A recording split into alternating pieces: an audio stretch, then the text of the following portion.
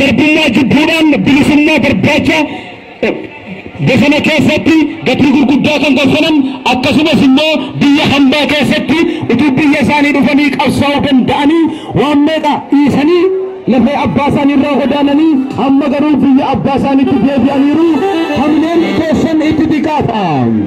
Bagana gammiftan anaa dhufu isiniin jenna.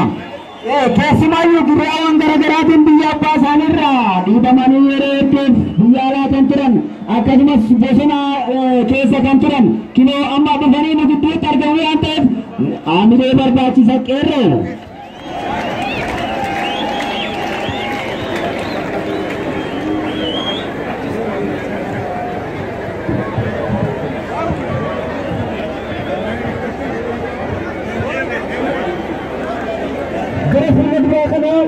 amma namoonni wal dhiibaa wal kufisaa waan jirtaniif utuu gara duubaatti sittanii isiniin jenna walii keessan miidhuu waan dandeessaniif ofiif yaadne nama bakkee keenya jiruuf yaadne gara duubaatti yoo isinni gaariidha isiniin jenna. Jilli adda bilisummaa Oromoo gara waltajjiitti dhufaa jiru teessuma qabachaa jiru bakka qabachaa jiru.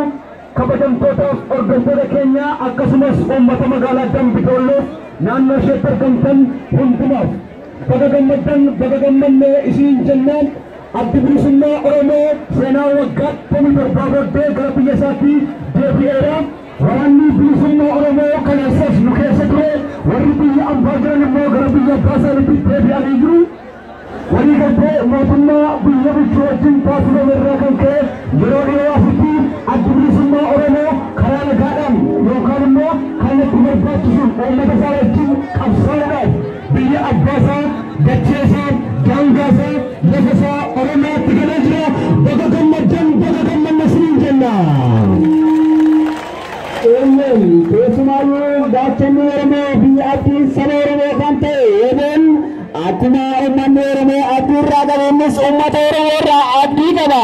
Maarree baga ajaa'ila agarree baga nagaannee kan isiniin jedha yookiinis baga gammannee baga gammaddan.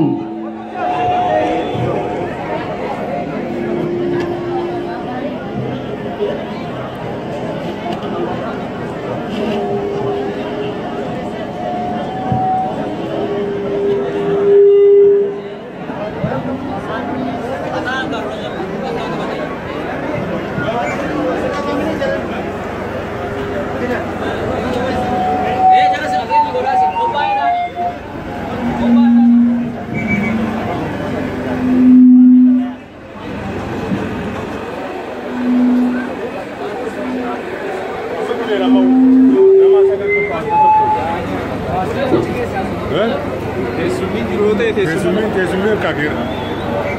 Esa kaos.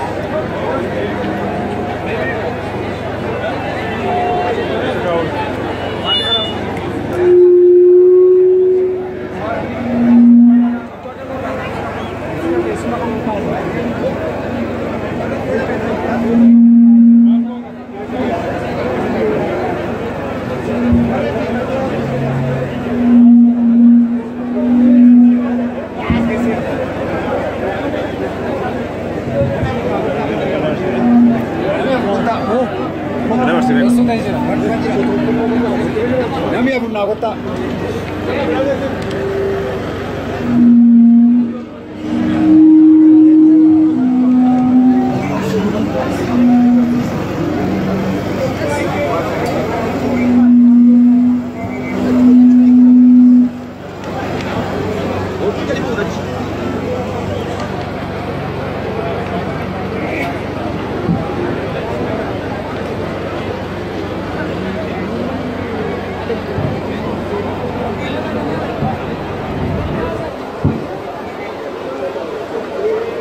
Ini yang mana sangat berkali-kali berkata.